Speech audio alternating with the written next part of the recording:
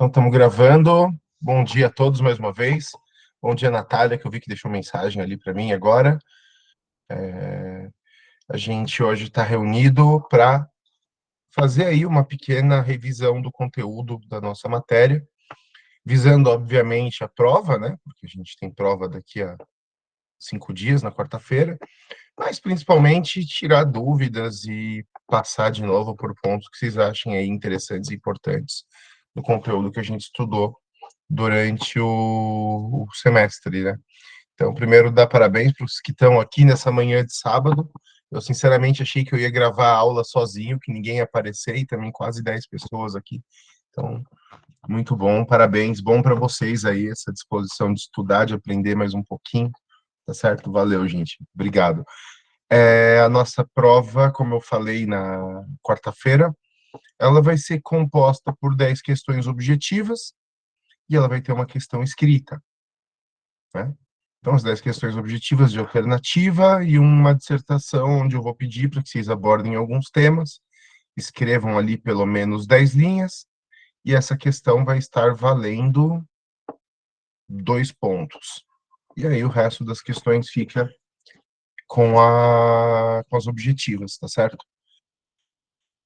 A matéria da prova, a gente vai estudar o tema de sociedades, de novo, porque é o tema mais importante do bimestre, né? O funcionamento das empresas, a forma jurídica das empresas.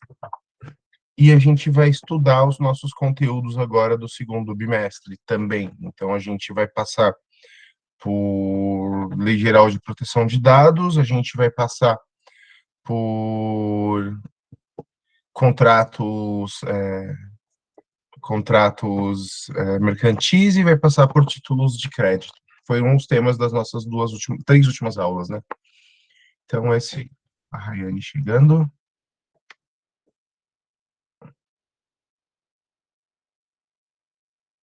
Permiti, mas ela, aí chegou. Rayane, bom dia.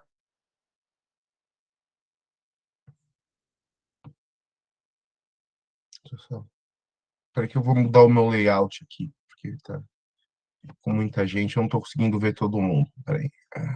Não tá dando, não tá dando certo, deixa quieto.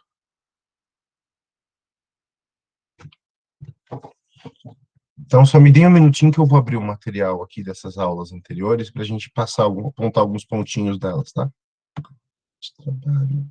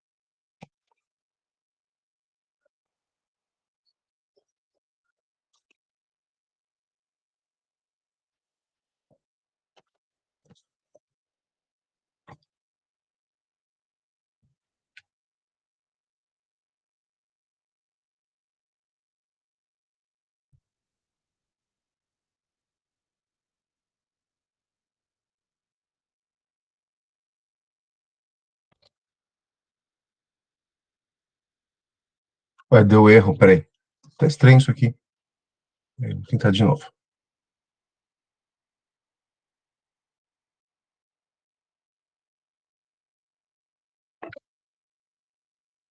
Ué.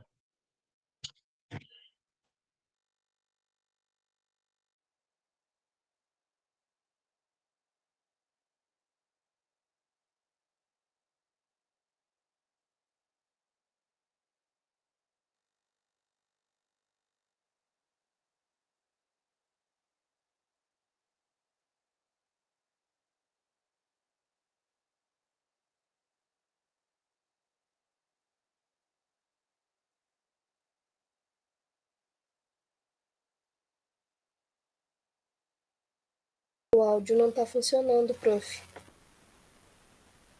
Eu fechei o microfone, desculpa. A gente começa então com sociedade limitada. A gente começa por ela porque é a forma societária mais usada no Brasil. A definição é do artigo 1052 do Código Civil, aquela cujos sócios têm responsabilidade restritiva ao valor de suas cotas, mas todos respondem solidariamente pela integralização do capital social.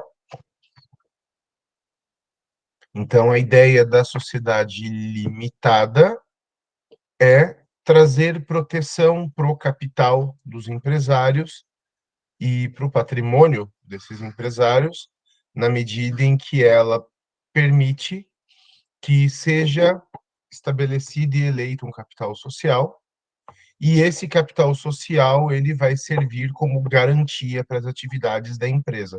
Qual que é o valor ideal para você estabelecer o capital social? Normalmente se pensa, se fôssemos ter uma mentalidade mais contábil, né?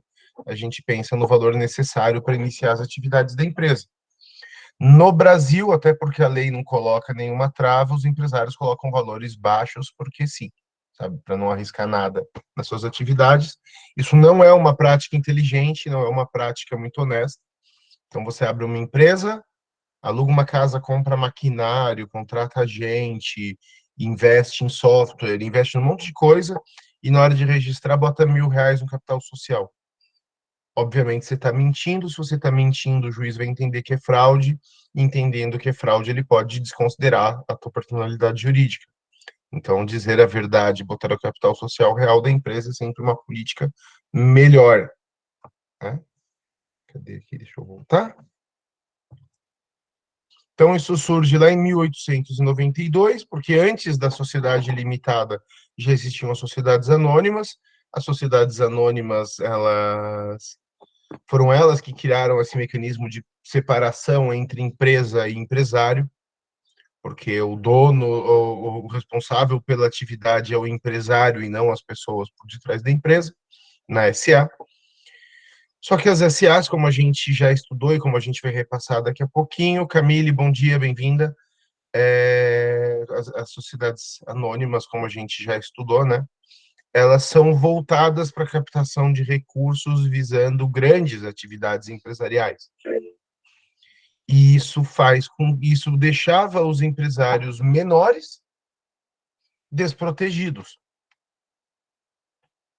Então, o direito na Alemanha, o direito empresarial na Alemanha, criou uma figura que é intermediária entre a sociedade simples, que tem aquele caráter pessoal em que as pessoas se associam para trabalhar juntas, e a proteção patrimonial da sociedade de capital, da sociedade anônima, onde você tem a separação porque os sócios nem se conhecem, né? Então, isso surge na Alemanha em 1892, chega ao Brasil em 1919. A gente já tem aí a sociedade limitada, então, como principal forma jurídica do direito de empresa no Brasil há mais de 100 anos.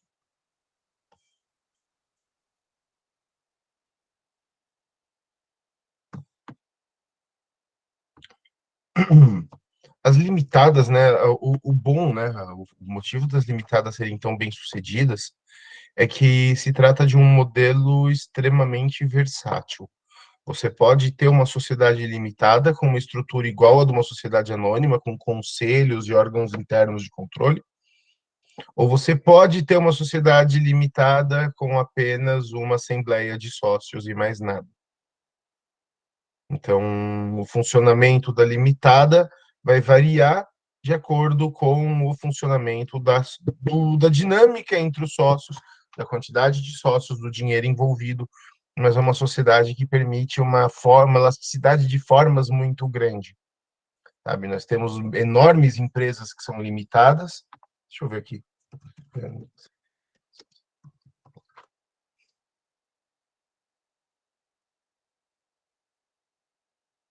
Grandes empresas.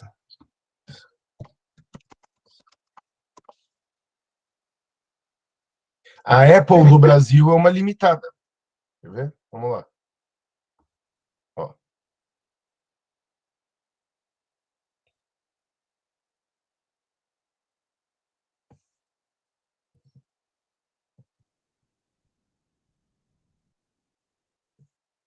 A gente tem um monte de grandes empresas limitadas, a Amway Limitada, a do Fértil, enfim. Nós não precisamos, as grandes empresas não são obrigadas a abrir capital. O que é obrigatório para todas as limitadas é a constituição de um capital social, de um contrato social, né? E esse contrato social ele tem que estar assinado por advogado, exceto se a gente estiver criando uma micro, uma pequena empresa, aí não precisa de advogado. E via de regra, o contrato social é um instrumento privado, o que quer dizer que eu não preciso registrar um contrato de, perdão, que eu não preciso passar por nenhum tipo de registro em órgão de Estado. A gente vai ter o contrato social da empresa surgindo em lei ou em regulamento de Estado quando a gente vai falando de uma empresa estatal. Mas se não for isso que for, se essa não for a situação, o instrumento privado é um mero contrato que vai ser registrado no cartório normalmente, tá certo? Vamos passar aqui para a próxima. O contrato social tem que ser bem completo, é uma coisa que as empresas precisam tomar muita atenção e é uma coisa que vocês precisam tomar bastante atenção, porque normalmente quando se vai abrir uma empresa, você larga isso na mão do contador e do advogado. Eu sei que parte de vocês são estudantes de contabilidade, mas eu sei também que boa parte das empresas de contabilidade trabalha com modelos prontos para trabalhar isso aqui. Então já tem um modelinho de contrato social, só muda o nome das partes, insere capital social, insere os dados específicos daquela empresa e se encaminha para registro, né? Isso aqui é uma coisa que deve ser, claro que pode usar como modelo, numa boa, mas tem que ser feita com muito cuidado, especialmente quando a gente fala desses assuntos aqui, ó.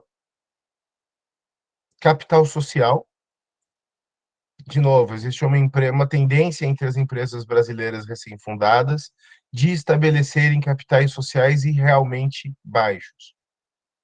Então a empresa bota lá 1.000, 2.000, 5.000 reais de capital social, quando é óbvio que isso é mentira, que a empresa simplesmente fez isso para não assumir responsabilidades, o juiz tende a ignorar o capital social, o que significa expor o capital, o patrimônio dos sócios. Qual que é o melhor valor de capital social para uma empresa? É o valor que de fato foi investido na sua constituição, tá certo? Esse capital social tem que estar dividido pelas cotas de cada sócio, ou seja, quantas cotas, quanto por cento do capital pertence a cada um dos sócios.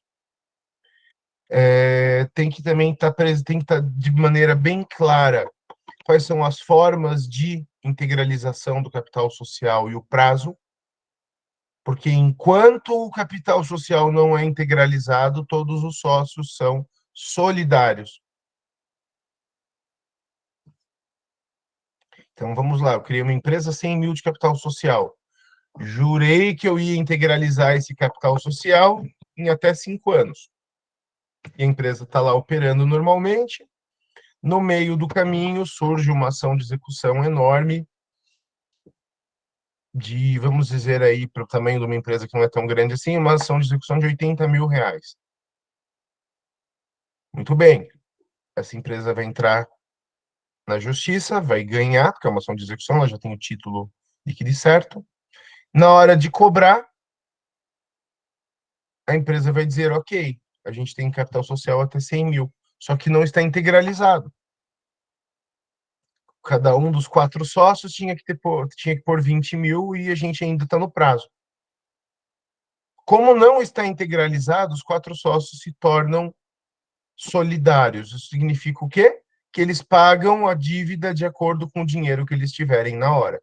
Aí vamos supor que o juiz desbloqueie as contas dos 4 e descubra que um deles tinha 80.000 na conta. Ele vai pegar desse um só e os outros 3 escapam da dívida.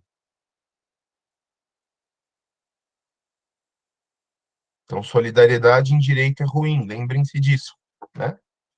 Então, cotas e condições de integralização e prazos é uma coisa a ser vista com muita atenção, porque costuma gerar problemas no longo prazo, tá certo?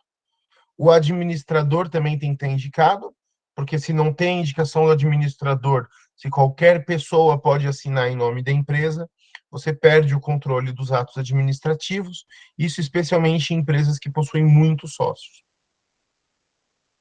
Aí algum sócio que não tem uma lida diária com as atividades da empresa resolve sair fechando o negócio, assinando contrato por aí, e esses contratos vão ser válidos porque não tem um administrador indicado em contrato. O administrador pode ser um dos sócios, nesse caso ele vai receber um prolabore para ser remunerado, ou ainda pode ser um administrador contratado.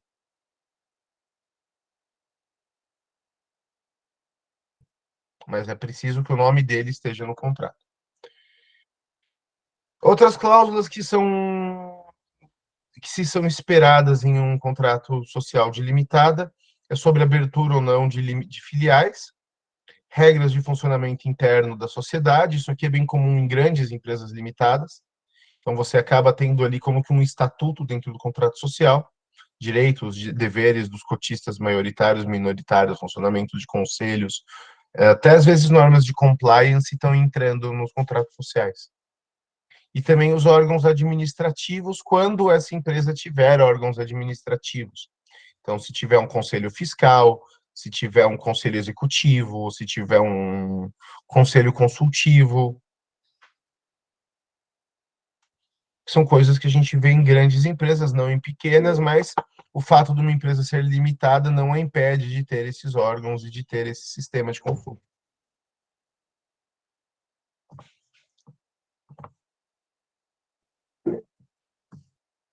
Peraí, chegou comentário no chat ali. Cadê? Pode falar, Alessandra. Ô, prof, e se quando o juiz desbloquear as contas e ninguém tiver o valor, como que faz daí? Então, vamos lá.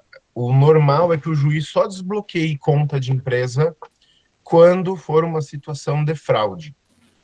Então, quando os empresários usaram a empresa para dar golpe na praça, para frustrar pagamentos, para tapear o mercado, ou os empregados, ou os fornecedores, ou os clientes. Só nesse caso que cabe aquilo que a gente em direito chama de desconsideração da personalidade jurídica. Porque, nesse caso, você está praticando crime, e crime não é sociedade empresária, não é atividade empresária. Por não ser atividade empresária, não está sujeito às proteções do direito empresarial. E aí o juiz ele vai fazer o quê? Ele vai quebrar o sigilo bancário. Quando o juiz quebra o sigilo bancário dos sócios e não encontra nada, o que é que pode acontecer? Ele vai ver ele não vai ver só o saldo, ele vai ver a movimentação financeira daquele sujeito. Se daquela movimentação financeira for possível indicar transferências constantes para uma ou para um grupo de contas, por exemplo, você pode estar identificando ali um fenômeno de ocultação de patrimônio. O cara está escondendo o dinheiro na conta de um laranja, de um terceiro, para fugir do pagamento das dívidas. Nesse caso, o juiz pode também quebrar o sigilo e também bloquear dinheiro na conta dos laranjas. E se Então, ele tiver carro ele pode tirar, não pode? pode carro, pode tirar Só computador, casa que pode. não, né? Só se for assim, se a pessoa tiver uma única casa, não pode tirar, porque tem proteção constitucional como bem de família. Se o indivíduo tiver mais de um imóvel, pode penhorar e vender casa também. E se ele tiver só um carro, pode ser tirado dele. Pode também, carro, pode ter tirado móvel. Eu já participei de penhora de uma geladeira, Meu Deus. sabe? Você pode pegar o que for. O que não dá para tirar são bens dos quais a pessoa depende para trabalhar. Então vamos supor, o cara só tem um carro, a empresa quebrou, ele está dirigindo Uber, não vai dar para pegar o carro. Entendi. E não dá para pegar o único imóvel de propriedade do sujeito se ele residir nesse imóvel, que é considerado bem de família, e como bem de família é impenhorável. Agora vamos supor que ele tem uma casa, mas esteja alugada, que ele não more na casa. Nesse caso, dá para pegar sim. Entendi, prof. Certo? Beleza, então.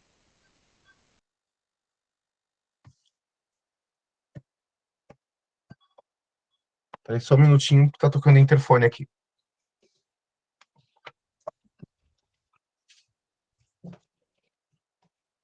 Pronto? Oi? Você pode pôr no elevador? Tá, obrigado.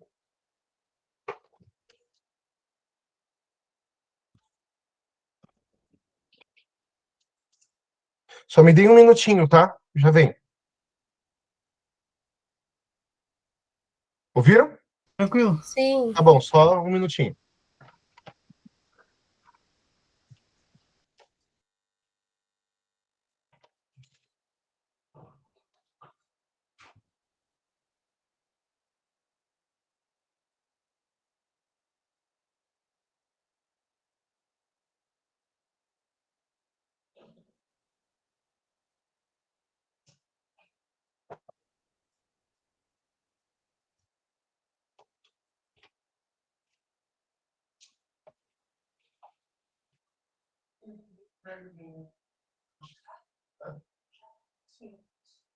Tá subindo, você pega? Legal.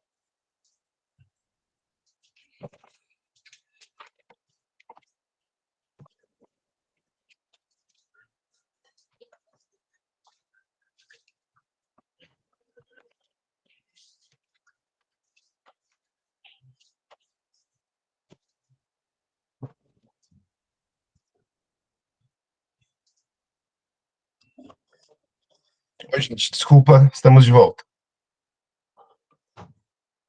Alô? Oi, prof. Oi, oi, tá bom, desculpem, tá? Estamos de volta.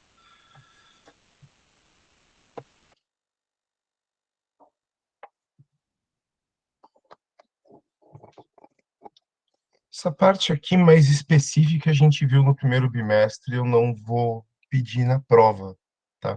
O que eu quero que vocês entendam da limitada. Desceu. O que eu quero que vocês entendam da limitada é justamente o que? Esse caráter flexível, esse caráter bem livre de organização da sociedade e a questão do capital social e da limitação de responsabilidade, né? Isso a gente falou bastante durante o curso, né? A grande vantagem do regime da limitada é o fato de que o valor declarado como capital social protege o empresário, protege o sócio dos problemas que surgem na atividade empresária e não expõe o sócio a uma falência, não, a uma falência pessoal por conta do fracasso de uma atividade empresarial, tá certo? Outro tema importante que a gente vai ver de novo aí é a sociedade anônima, a SA. A sociedade anônima, deixa eu voltar aqui que está muito na frente o... Nossa, tá no final da apresentação. A sociedade anônima, ela costuma ser usada em atividades de grande porte. Nada impede que uma empresa pequena abra como SA, só que o custo societário e o custo jurídico disso acaba sendo proibitivo. Mas não é ilegal, se você quiser montar uma rede de barraquinhas de cachorro-quente como sociedade anônima, você pode. Pode até vender capital na bolsa, mas não é o esperado, porque isso impõe um custo do qual você conseguiria se livrar, tendo as mesmas proteções legais, usando o regime de sociedade limitada. Então, a gente acaba tendo esse modelo de sociedade anônima para grandes atividades empresariais que demandam muito aporte de capital. Então, quando você precisa de muito dinheiro para criar uma empresa, ou quando você tem uma empresa já grande, já estabelecida, que precisa de muito dinheiro para ampliar ou para investir em uma determinada área, uma saída inteligente, uma saída legítima, é a chamada abertura de capital por meio da criação de uma sociedade anônima. Porque na sociedade anônima, a empresa emite ações no valor do capital social e ela pode vender essas ações em troca de participação societária e com esse dinheiro realizar suas atividades. Certo? Então, sociedade anônima, ela é sempre sociedade empresária e ela tem sempre como nome empresarial ou a firma que vai ser ou a palavra companhia ou o nome da empresa com a sigla SA no final. A responsabilidade da sociedade anônima perante o mercado e perante os sócios é aquela que consta no valor da emissão inicial das ações, aquela do valor unitário da ação no IPO. Vocês lembram que o IPO é o lançamento público, é a primeira venda de uma ação no mercado, né? E aquele valor arrecadado no IPO é o valor que a empresa assume perante o mercado como garantia, que assume como limitação de responsabilidade. A gente tem as empresas de capital aberto, fechado e de economias mistas, e a gente tem as subsidiárias integrais. Capital aberto são aquelas que têm dinheiro, que têm as ações vendidas na bolsa de valores. Capital fechado não são vendidas em bolsa de valores. Economia mista podem ou não ser vendidas em bolsa de valores, mas são aquelas que têm participação do Estado como controlador. Então, a Copel, a Sanepar, a Petrobras, a Eletrobras, Banco do Brasil, são empresas de economia mista porque elas têm capital público e privado. Basicamente, é uma prática que é importante para o Estado, que atende a algum imperativo constitucional, mas que pode ser lucrativa e que demanda grandes investimentos. Nesse caso, o governo vende ações daquela empresa para buscar recurso no mercado. Então, as grandes empresas de infraestrutura, as grandes empresas de energia, que pertencem ao Estado, elas costumam ter capital aberto para pegar dinheiro junto ao povo.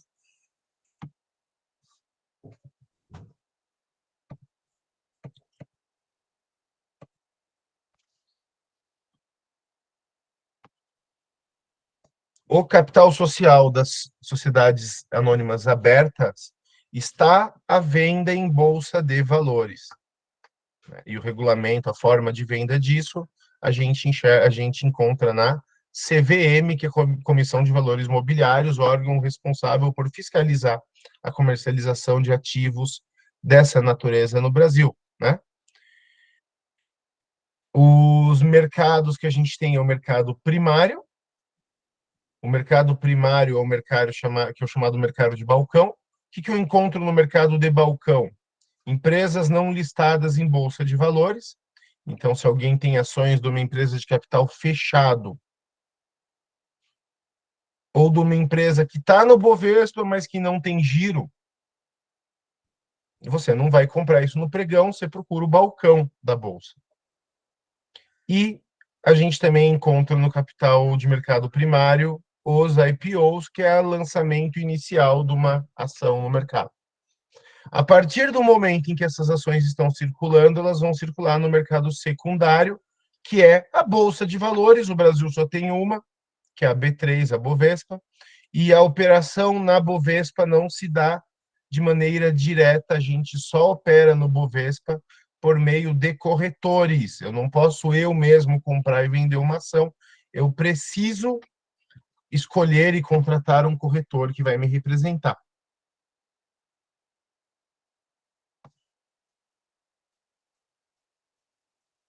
As anônimas de capital fechado, você vai encontrar as regras de compra e venda das ações nos estatutos da empresa. Algumas permitem venda livre, outras são empresas, vamos dizer, mais de intuito personal, né, de relação entre os sócios, e aí, nesse caso, eles só permitem a venda com direito de preferência e aprovação dos demais sócios, mas a venda e a compra de ações de capital fechado dependem dessas regras que estão no estatuto da empresa. Uma ação é um título de crédito. As empresas não emitem ações para captar dinheiro. Por que uma empresa abre capital? Para buscar dinheiro no mercado, certo? Então, quando alguém compra uma ação, a oferta pública de uma ação nada mais é do que um empréstimo que as pessoas fizeram para aquela empresa por acreditarem na ideia e nos administradores. Então, uma ação nada mais é do que um título de crédito. Eu emprestei dinheiro para a empresa para que a empresa ganhe dinheiro.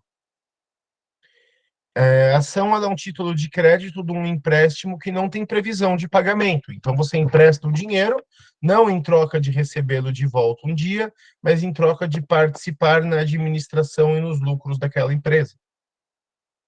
Mas ainda assim é um título de crédito. Porque o que é o capital social de uma sociedade anônima?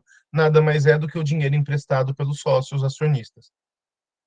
O dinheiro que a SA tem como capital social é uma dívida dela com os acionistas. Logo, as ações são títulos de crédito. E o acionista, ele é credor da empresa. E, enquanto credor, ele adquire alguns direitos. Direito econômico, que é o direito de lucrar aquilo que a empresa lucra, e o direito político, que é o direito de votar e ser votado e participar da administração. Direito de recesso, que é o direito de saída, não existe previsão de direito de recesso nas sociedades anônimas abertas por um motivo muito simples. Se eu quiser sair, eu simplesmente vendo as minhas ações na bolsa. Então, as regras de saída são essas. Não está feliz, vai no B3, dá uma ordem de venda e venda. Dê uma ordem de venda e venda. Nas SAs fechadas, direito de saída vai estar regulado no estatuto. Normalmente, você, ao oferecer as ações para alguém de fora da sociedade, você vai precisar da aprovação dos outros sócios. Aí, esses sócios, se não aprovarem a venda, tem um prazo para eles mesmos comprarem a ação. Se eles não quiserem ou não puderem, nesse caso, eles são obrigados a aceitar o novo sócio.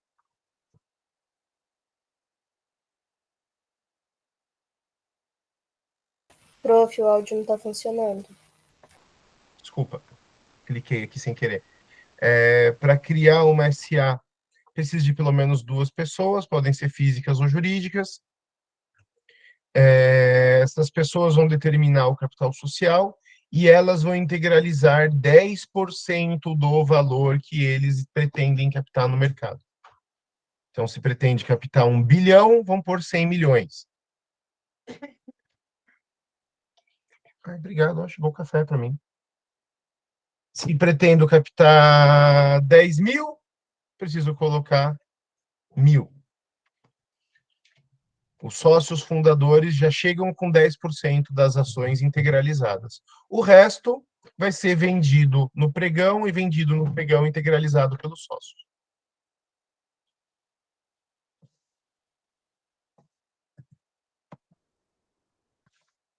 E aí, para fechar esse tema para a prova, né, a gente tem as 2 formas principais de emissão de ações, que são as ordinárias e as preferenciais. Então, quando você vai comprar ações, você vê lá as ações 3 e as ações 4. Petri 3, Petri 4. Vale 3, Vale 4.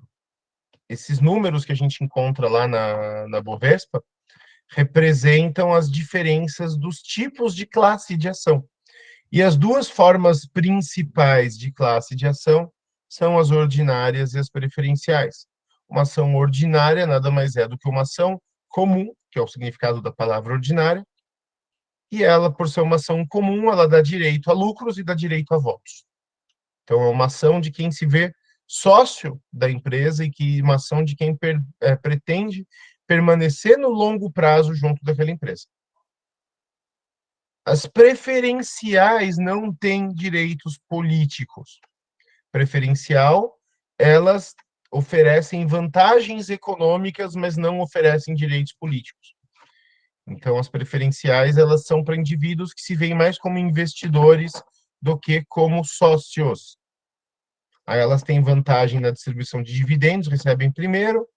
Se houver reembolso do capital social, no caso de liquidação da empresa ou de emissão de partes beneficiárias, os preferenciais recebem primeiro e eles recebem no mínimo 10% a mais em dividendo do que as ordinárias. Eles trocam essa grana pelo direito a não, pela perda do direito ao voto.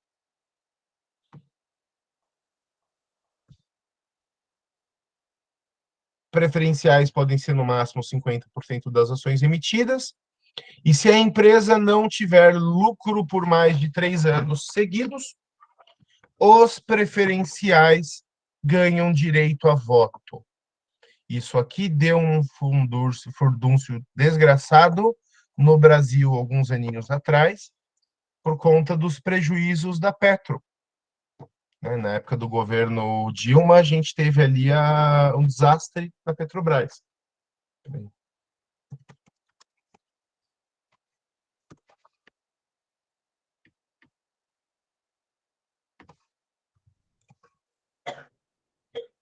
Só um minutinho. Eu quero mostrar os números para vocês.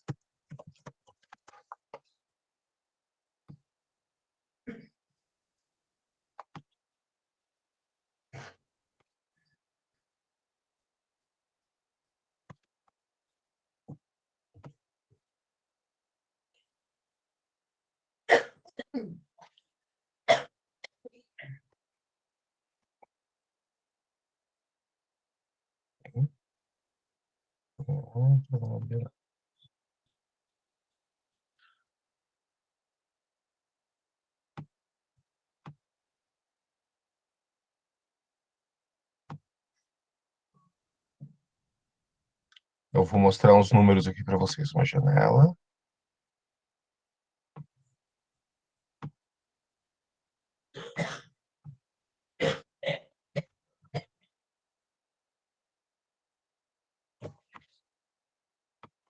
Ó, esse aqui são os números da Petrobras. E aqui os resultados da Petro em 14, 15 e 16. Estão conseguindo ver bem, né? Esse Sim. site é o Oceans 14. Ele é um site bem completo para quem pensa em aprender um pouco mais sobre ações e quiser ter os números, a contabilidade das empresas, sabe? E as informações nele são grátis, então é bem bacana para usar. O que acontece, qual que é o problema e por que eu estou mostrando isso aqui para vocês?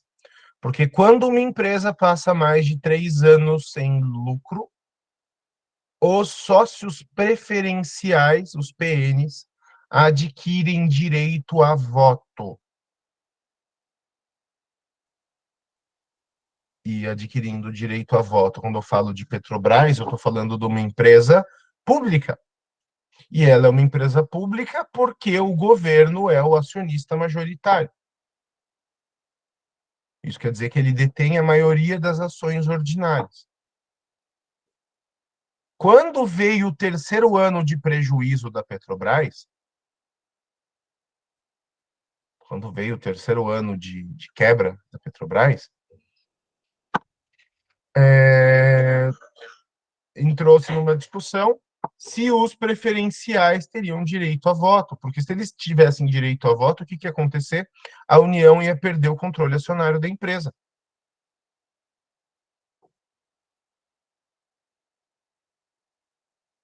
E aí veio a Assembleia ali, né, em 2016, tentaram mudar em Assembleia os controladores, a diretoria da Petrobras se blindou com ações judiciais, eles levaram essa briga para a justiça, o governo levou para a justiça e conseguiu enrolar até 2017, quando a empresa apresentou um nano lucro de 377 milhões de reais, que é uma coisa irrisória pelo tamanho da operação da Petro, e com isso a discussão morreu. Mas o Brasil quase perdeu a Petrobras por conta dos problemas financeiros que a empresa apresentou no governo da Dilma.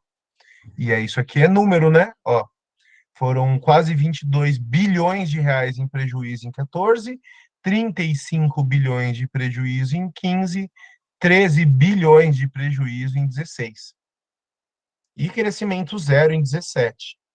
Então, 35, 46, 56, 60 bilhões de reais perdidos em 4 anos. Né? E o resultado disso é que nós quase perdemos a empresa, porque esses 3 prejuízos seguidos iam levar a uma diluição do capital da empresa pela concessão de direito a voto aos preferencialistas. Estou parando a apresentação e voltando o slide, tá?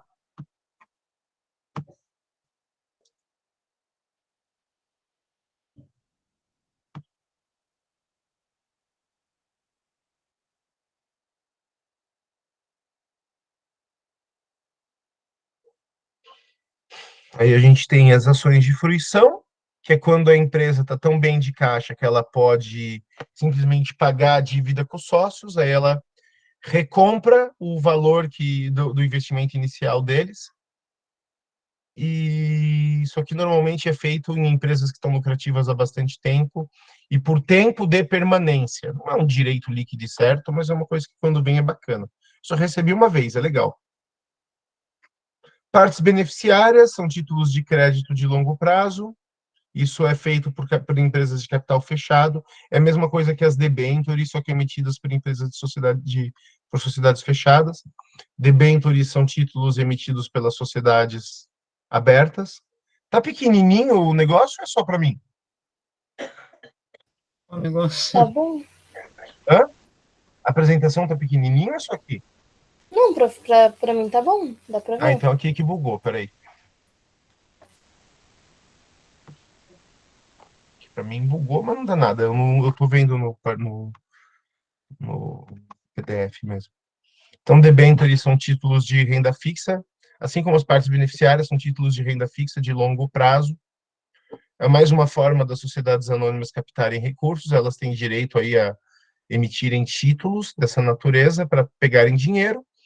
Como investimento, eles são bem rentáveis, mas, por outro lado, não tem proteção do fundo garantidor de crédito. Então, são arriscados, mas são rentáveis, né? Inclusive, tem algumas que são as incentivadas, que são as de obras de infraestrutura, que não cobram imposto de renda. Então, você pega lucro inteiro para você. E quando a empresa não honra, elas podem ser convertidas em ações. E aí você não perde totalmente seu capital, porque você pode vender as ações.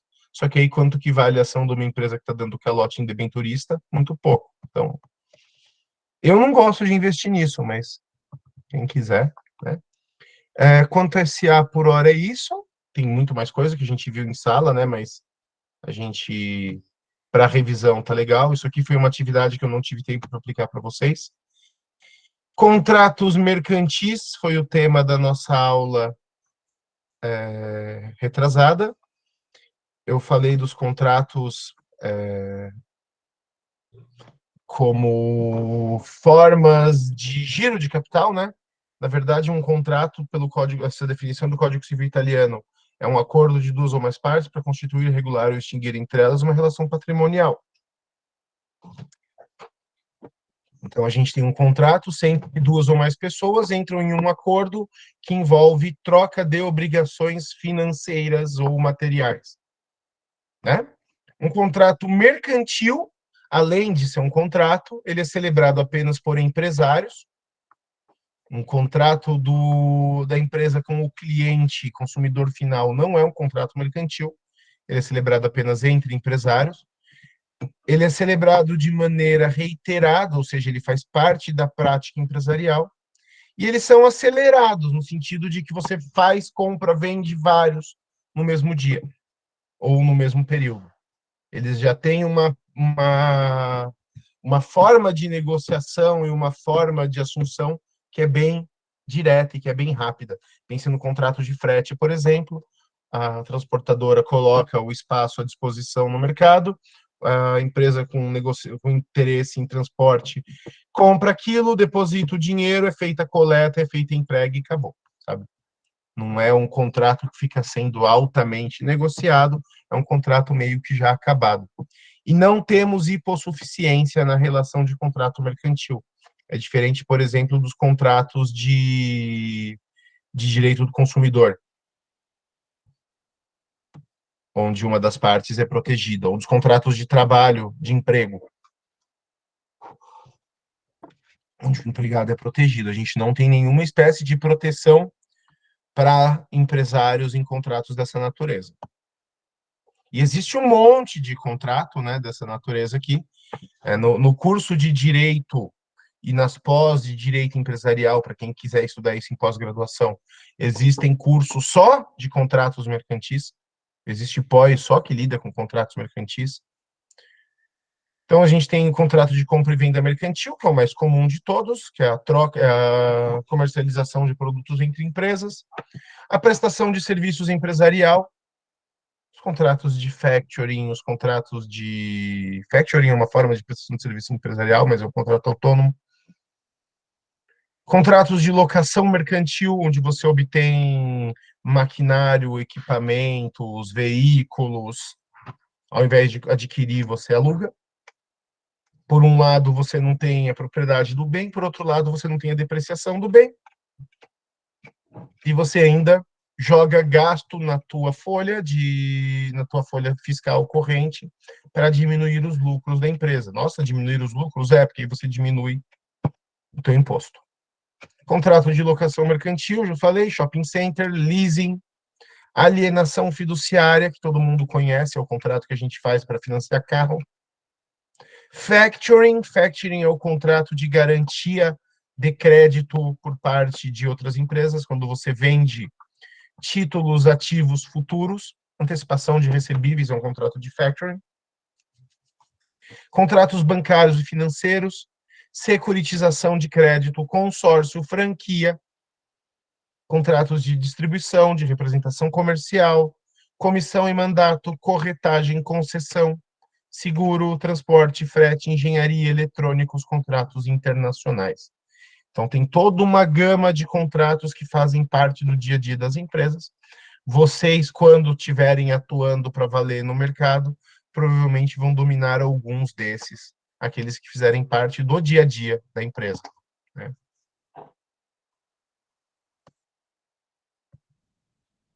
Em sala, eu acabei escolhendo falar de todos esses contratos de compra e venda mercantil, porque é o mais comum de todos os contratos. No fim das contas, todo contrato empresarial envolve alguma forma de compra ou venda de produto ou serviço. Então, estudando compra e venda mercantil, de certa forma, a gente estuda todos os contratos.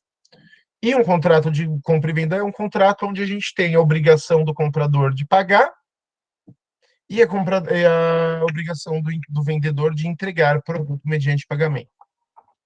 O objeto desse contrato, para ele ser considerado mercantil, é uma atividade mercantil. Esse contrato pode ser puro, onde tem simplesmente compra e venda, e ele pode ser impuro, onde tem condição, termo ou encargo. E esses de condição, termo ou encargo, que são bem comuns, são mais comuns, né? Dependendo do ramo da economia, são bem comuns em contratos agrícolas, por exemplo. Então, eu te vendo a safra de soja, se não vier uma seca, e destruir a safra de soja.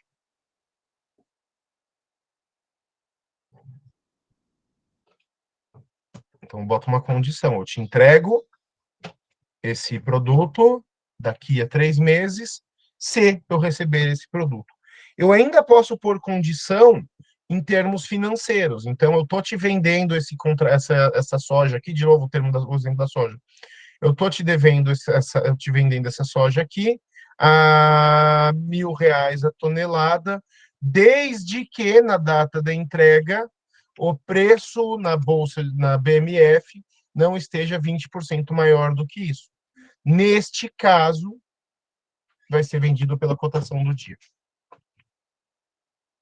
Então, você pode condicionar o contrato.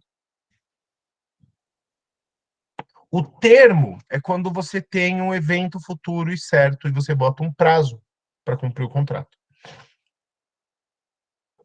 Então, eu vou te vender o meu produto por 3 meses, eu vou te fornecer isso aqui. É um termo. Termo quer dizer que termina, que acaba, a data de fim. Você vai receber esse serviço por 4 meses. Eu vou prestar serviços de consultoria contábil na tua empresa por 1 ano. Isso é um contrato mercantil com termo.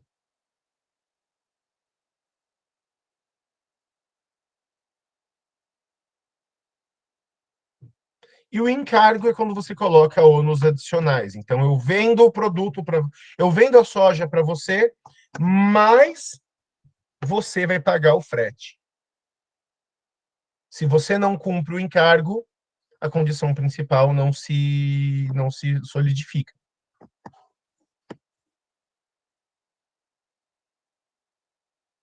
Ônus adicionais, não é o pagamento que eu estou falando aqui.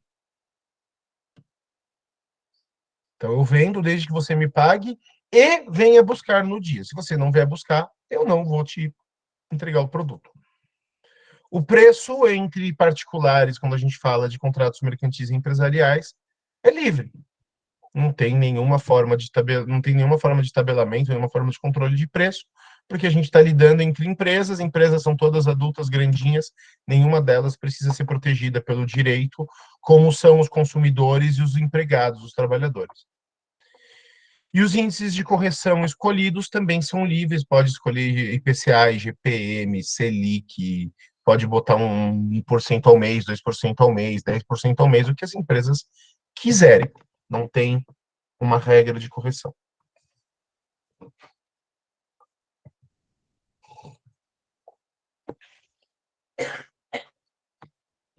A gente tem ainda os contratos de locação mercantil, que pode ser de locação de imóveis e de locação de imóveis, né? O contrato de locação de bens móveis está no Código Civil, nos artigos 565 a 578 do Código Civil, e de bens imóveis está na Lei do Inquilinato.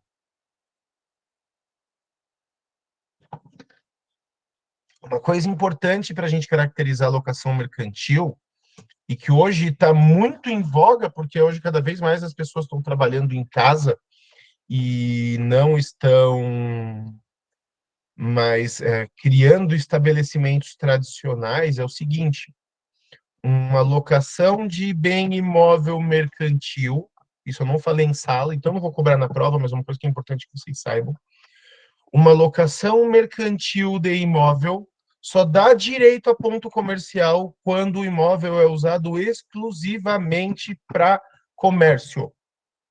Se você mora e trabalha no local, a atividade residencial ela se sobrepõe à atividade comercial. E aí, nesse caso, o fundo de comércio não se forma e o direito ao ponto comercial não se exerce. Vocês têm que pensar o seguinte: a lei do inquilinato ela é muito mais protetiva para o inquilino que é pessoa física e que usa o imóvel para moradia do que para o inquilino que é pessoa jurídica. Na questão de prazos, na questão de justificativas, na questão de renovações, na questão de correção. A lei do inquilinato protege demais o inquilino pessoa física.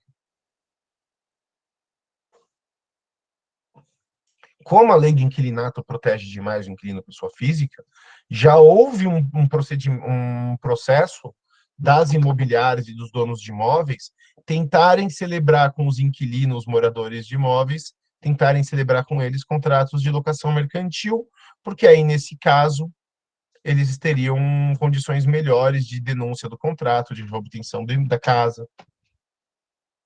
E a justiça caiu de pau nisso. Então, se você mora e trabalha no mesmo lugar, você não vai ter ponto comercial. Não dá para ter o melhor das duas leis.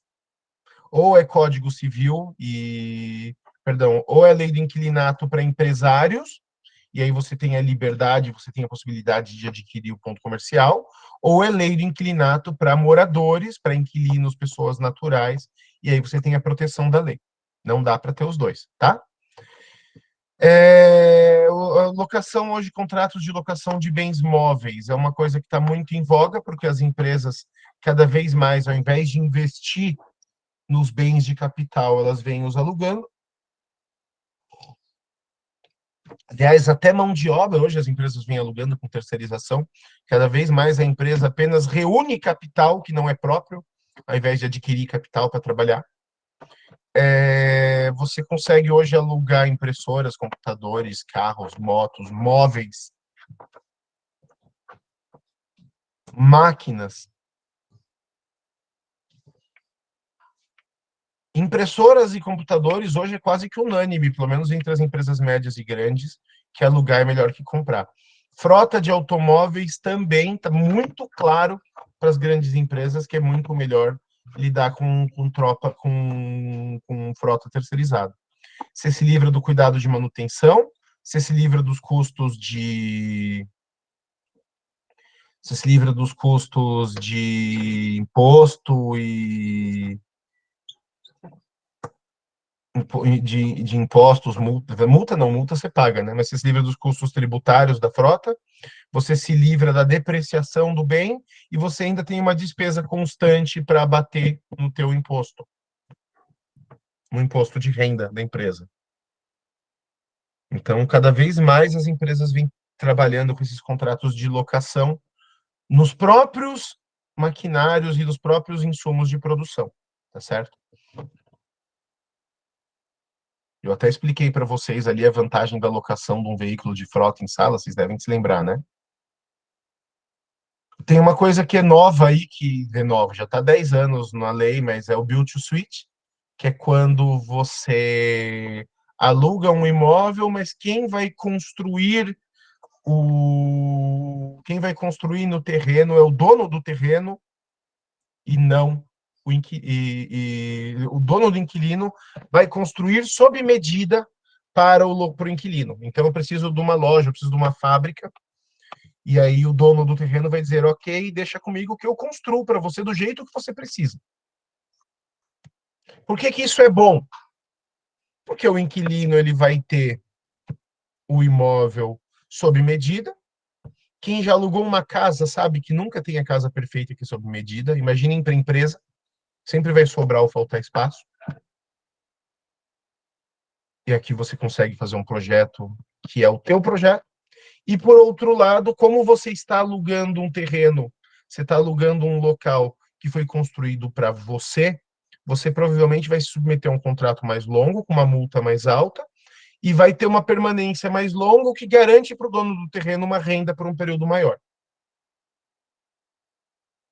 Então, acaba sendo um tanto caro, mas vale a pena para todo mundo no longo prazo. Tem o contrato de shopping center também, que entra como locação mercantil. A gente comentou isso em sala e tá meio recente, acho que não preciso voltar, até porque não está em prova. Contrato de leasing. Leasing é muito comum, né? Contrato de leasing é um contrato de locação, onde ao final do contrato, o inquilino ou locador tem a opção de compra do bem. Então, ele é uma mistura de aluguel com promessa de compra e venda.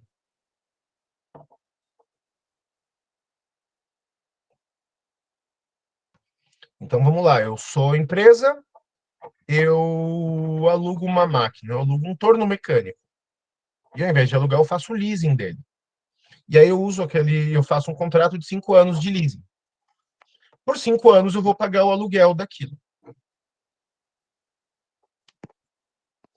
No final do contrato, eu paguei 5 anos de aluguel, eu vou ter a opção de pagar o valor que me falta para adquirir o bem e ficar com ele, ou devolver o bem para o proprietário.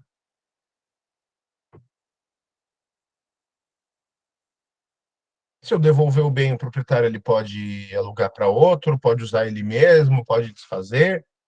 Se eu ficar com o bem, ele passa a ser meu.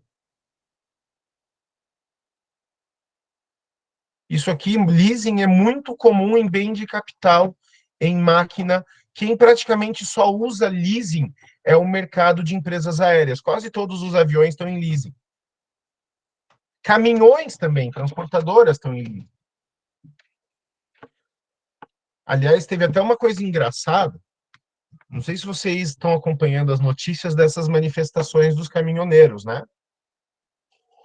O pessoal que está bloqueando as estradas aí por causa das eleições do Bolsonaro. Vocês devem estar acompanhando isso aí. Logo depois da eleição, bombou um monte de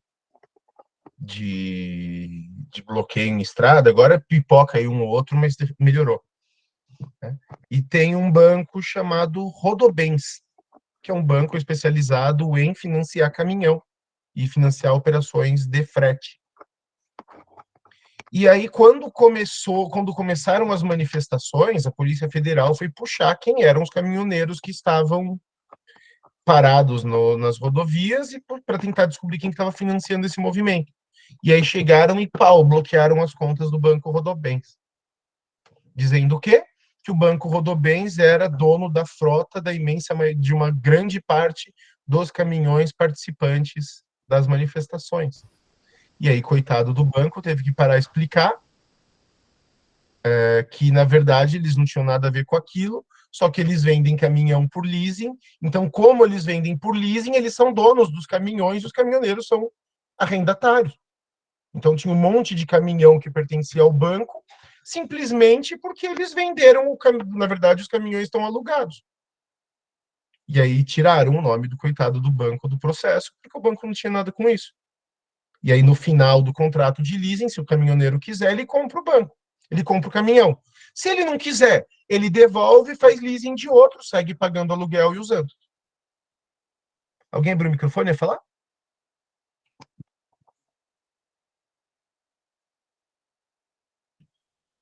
Não.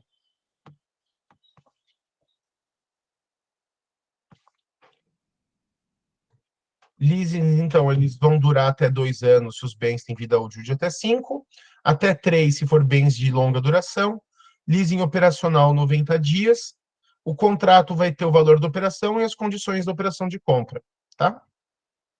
E o crédito do arrendador não é submetido à recuperação de empresas, então se a empresa entra em concordata, né, que o antigo nome da recuperação de empresa, nesse caso, o crédito do arrendador ele não entra na briga, ele simplesmente pode retomar o bem. Interessa? Agora não. Uhum.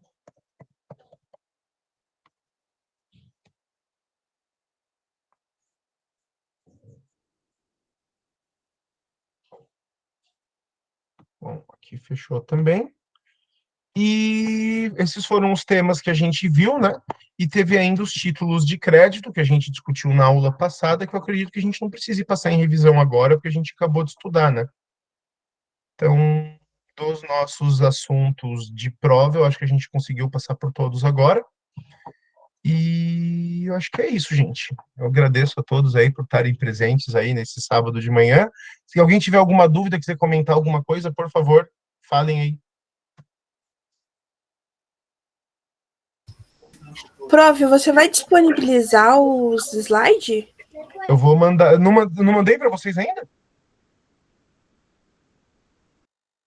Pelo que eu vi no grupo, não. Então vou mandar agora. Peraí, deixa eu abrir aqui o grupo no WhatsApp Web e já mando para vocês.